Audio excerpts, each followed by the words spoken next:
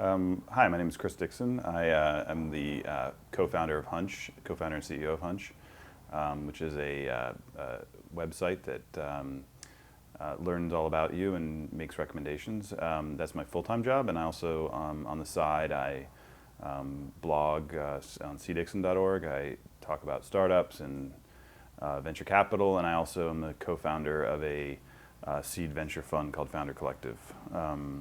And prior to Hunch, I co-founded a company called Site Advisor, which was sold to McAfee, the computer security company.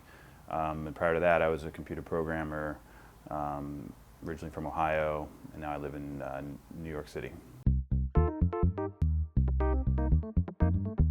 I mean, so my personal motivation, so I think of myself as first and foremost an entrepreneur, and I'm full-time on that, and I plan to continue doing it that way and not be ever be a full-time venture capitalist.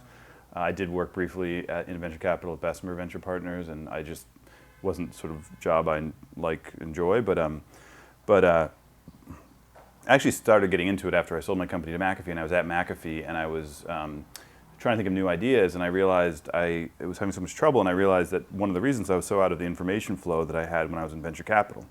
And so I started sort of getting involved with some friends' startups and did a little investing, and through that process really got myself back into the flow of what was going on the internet, and found it just incredibly useful for that reason. So that's actually how my original motivation was, sort of invest in order to learn rather than maybe the opposite or something, as most people might do. And then while I was doing it, kind of noticed some interesting sort of structural things going on in the industry. So, you know, going back, the venture capital industry is relatively young. It's 30, 40 years for the most, sort of in its modern form. Was pioneered by investments from endowments like Yale and Harvard, and who decided to put, you know, some N% of their endowment into venture capital. What happened is it was very successful, and then every other large pool of capital in the world, pension funds, et cetera, decided to also put 10% of their capital into it. And what you had happen was good firms got a lot bigger, and a lot of bad firms were created, and the industry as a whole got way too big. And what that sort of supported itself in the 90s when we had the bubble, and basically they were you know, public market investors were left holding the bag. When markets got more rational, it became very clear there was an excess supply of capital, and so you have these very perverse situations that I started seeing this, for example, when I would sort of invest, let's say, in a seed stage of a company, and then we'd go out to raise a Series A from venture capitalists, and you'd actually see situations, very, very common actually, where the VCs are arguing for a higher valuation because they want to put more money into the company. And so they sort of assume there's a fixed percentage ownership, and by raising the valuation, they're able to put more money to work, as they say. And so, you know, I think, as just in a nutshell, any market where a buyer is arguing for a higher price, something is probably wrong with that market. And in particular, what's wrong in the VC world is it basically, so you have, like, you know, Benchmark in 1995, I think it was an $80 million fund, and now I think it's like a $500 million fund. Typically about 20% of that money over the course of 10 years or so is taken out in management fees, meaning the partners in any of these major funds will be making $1 million plus salaries a year just for showing up. They also, in theory, make money off so-called carry, which is usually typically 20% of the profits. But the industry as a whole had sort of basically zero profits in the last decade. And so effectively all their money was made on management fees. So really what the incentives were they need to justify the fact that they have a $500 million fund to their LPs. And, you know, if you're just sitting on the money doing nothing, why are we paying you management fees? So this is this whole notion of putting money to work. Most of the ones I'm seeing now are sub $5 million valuations, which I consider still reasonable. You know, like, see, that's sort of the classic seed, right? Is like, let's say 2 to 5 pre. I mean, this is a classic seed of, like, you know, first-time entrepreneur at a fairly early stage in the company is, let's say, 3 pre or something, right? And they sort of set that way. It's like 1 on 3, right? 1 million in on 3 million pre, and that's like a reasonable number, because assuming they hit their milestones, they'll be able to get a step up with a VC. The, you know, typical next round will be in the low teens if they're doing pretty well, and then it's a reasonable risk reward for the seed investor, right? Like, that one of the dangers of having the seed round be too high is you set the bar so high for the next round, because the down round is death, basically. I mean, I think one way they can rationalize it is to do what they, go back old school and have reasonable fund sizes. I mean, the problem is they have these $500 million funds trying to invest in, things like FormSpring, which just don't need that much money, right? I mean, and they're living off management fees. And so, I think, look, Founder Collective, it's a $40 million fund, and of that, significant chunk is fee-free because it's entrepreneurs and we don't charge them fees, including management fees.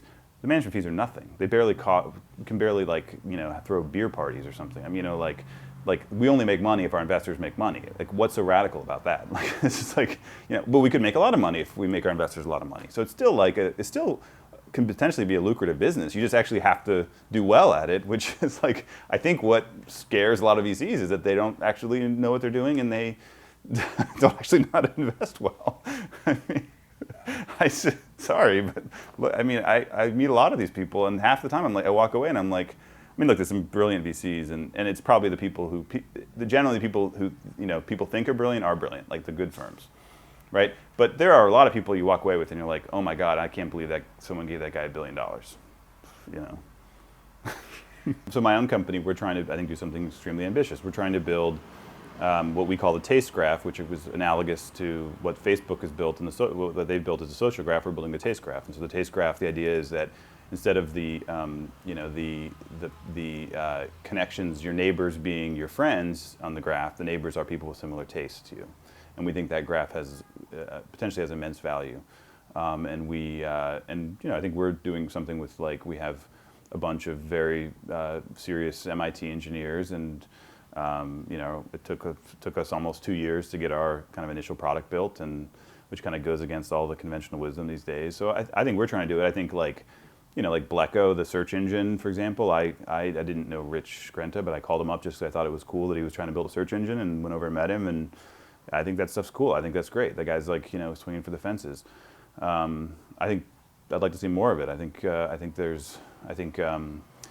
too many people are. I think one of the downsides of the micro VC movement is that there's sort of this feeling that, like, okay, now we're only going to have $40 million exits, so let's have smaller funds and just flip our companies. Like, that's not how I think about what we're doing. I think what we're doing is we're going out, like, the way I see the investing I do is we go out and we find talented people who, for whatever reason, maybe they either because they give us access because they think we'll be helpful, or because we identify something that someone else missed.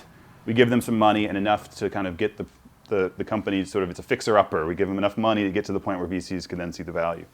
But we're investing, for example, we're about to invest in a very interesting robotics company that's I think very ambitious. I invested in some hardware companies, and some pretty interesting artificial. I invested in Factual, this one, which is he's basically it's the founder of Applied Semantics, who's trying to build basically a structured Wikipedia. It's an incredibly ambitious project. It's one of these.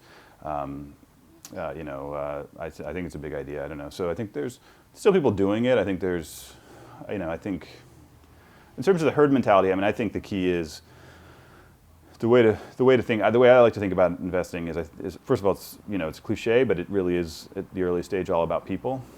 And I think when I started investing, I thought it was 80% people and 20% idea and market, and now I think it's 99% people and 1% market, and the product's going to be totally different anyway, so forget about it. I think the other thing to keep in mind is to always think about fundamentals. You can't predict the future, but you can sort of see the general broad fundamentals. So, for example, take the web as, I do a lot of, consumer internet investing.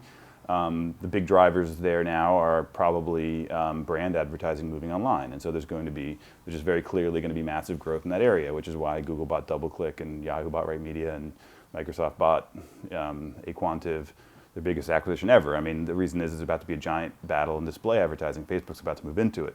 It's going to be also that sector is going to grow. The fundamentals are very strong in that sector for the next 5 years. I think about sort of those kinds of bets you make.